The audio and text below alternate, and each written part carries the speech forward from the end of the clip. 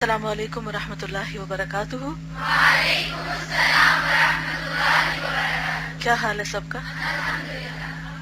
الحمدللہ۔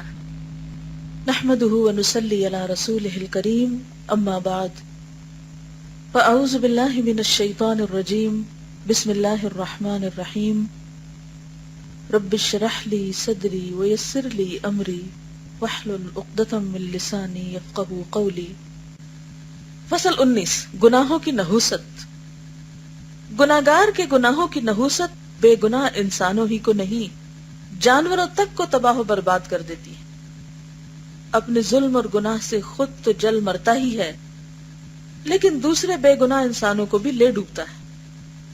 ابو ہریرہ رضی اللہ عنہ فرماتے ہیں کہ ظالم کے ظلم کی وجہ سے چڑیاں اپنے گھونسلوں میں مر جاتی ہیں، کھانا پینا ہی نہیں ملتا، قحط آ جاتے۔ مجاہد کا قول ہے کہ قحط سالی میں جانور چوپائے ظالم انسانوں پر لعنت بھیجتے ہیں کہ ان کی وجہ سے برسات رک گئی ہے، ظلم کی وجہ سے برسات رکتی، بارشیں رکتی۔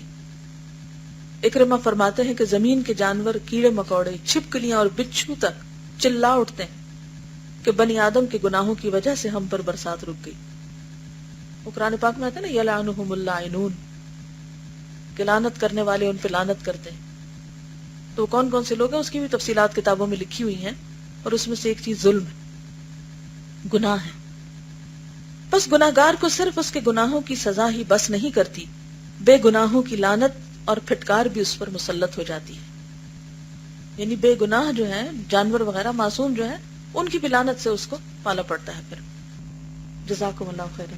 السلام علیکم ورحمۃ اللہ وبرکاتہ۔